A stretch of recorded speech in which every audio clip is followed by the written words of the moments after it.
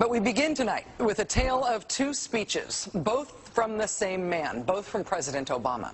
One speech that could have been billed as a ballad to the Constitution, a proclamation of American values, a repudiation of the lawless behavior of the last presidential administration, and another speech announcing a radical new claim of presidential power that is not afforded by the Constitution and that has never been attempted in American history, even by George W. Bush and Dick Cheney.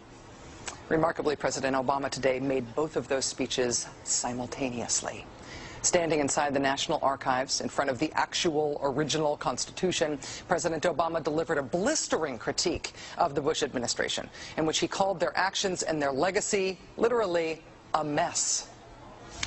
Our government made a series of hasty decisions. Poorly planned, haphazard approach. Too often, we set those principles aside as luxuries that we could no longer afford. Our government made decisions based on fear rather than foresight. The decisions that were made over the last 8 years established an ad hoc legal approach for fighting terrorism that was neither effective nor sustainable. An ad hoc legal approach for fighting terrorism that was neither effective nor sustainable. Ouch. Then, moments later, he announced his own ad hoc legal approach for fighting terrorism. President Obama today proposed something new, something called prolonged detention. Doesn't sound that bad, right? Prolonged detention. Did you ever see the movie Minority Report? It was based on a Philip K. Dick short story. Came out in 2002. It starred Tom Cruise, remember? He played a police officer in something called the Department of Pre-Crime. Pre-crime is where people are arrested and incarcerated to prevent crimes that they have not yet committed. Mr. Marks, by mandate of the District of Columbia Pre-Crime Division, I'm placing you under arrest for the future murder of Sarah Marks and Donald Dumanos. Take place today, April 22nd, at 0800 hours, 4 minutes. No, I didn't do anything. You didn't do anything, but you're gonna. Future murder. Creepy, right? Putting somebody in jail not for what they've done, but for what you're very sure they're going to do? There may be a number of people who cannot be prosecuted for past crimes. In some cases because evidence may be tainted, but who nonetheless pose a threat to the security of the United States. We're not prosecuting them for past crimes, but we need to keep them in prison because of our expectation of their future crimes. Al-Qaeda terrorists and their affiliates are at war with the United States, and those that we capture, like other prisoners of war, must be prevented from attacking us again. Prevented. We will incarcerate people preventively. Preventive incarceration. Indefinite detention without trial. That's what this is. That's what President Obama proposed today, if you strip away the euphemisms. One civil liberties advocate told the New York Times today, quote, "We've known this was on the horizon for many years, but we were able to hold it off with George Bush. The idea that we might find ourselves fighting with the Obama administration over these powers is really stunning."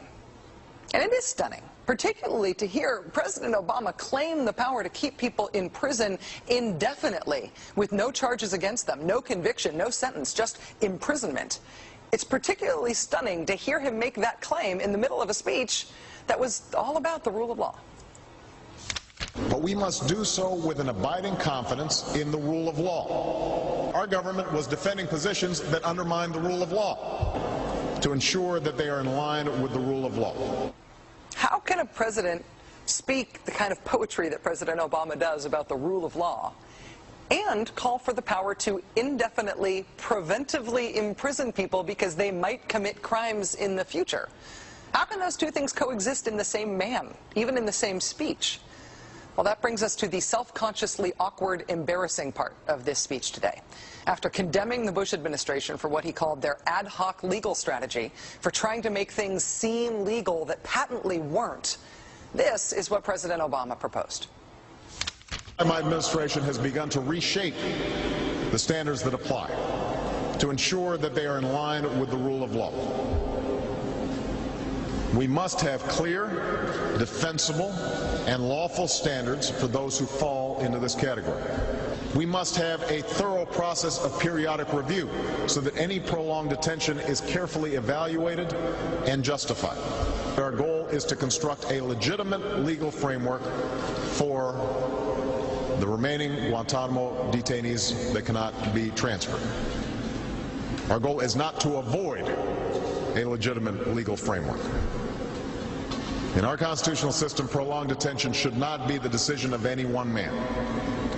If and when we determine that the United States must hold individuals to keep them from carrying out an act of war, we will do so within a system that involves judicial and congressional oversight. And so going forward, my administration will work with Congress to develop an appropriate legal regime so that our efforts are consistent with our values and our Constitution. You'll construct a legal regime to make indefinite detention legal. You will, what does he say? Develop an appropriate legal regime. So you can construct a whole new system outside the courts, even outside the military commissions, so that you can indefinitely imprison people without charges. And you'll build that system from scratch. What's that somebody said about ad hoc legal strategies? Just for context here, in the United Kingdom, where there isn't even a Bill of Rights, there's been a major debate about whether people can be held in preventive detention. Former British Prime Minister Tony Blair wanted 3 months to be the outer limit for how long anyone could be held. There was a big political fight about it. Parliament ended up limiting that power to 28 days. 28 days is still the longest period of preventive detention that's allowed under law in any comparable democracy anywhere in the world. How long would President Obama's proposed preventive indefinite detention last? Well, he's not saying yet, but here's how he defines the threat that he says makes indefinite detention necessary. Right now, in distant training camps and in crowded cities, there are people plotting to take American lives. That will be the case a year from now, 5 years from now, and in all probability 10 years from now. 10 years from now.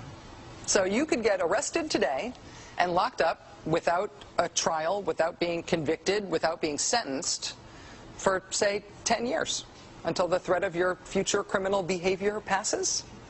Prolonged detention, he's calling it.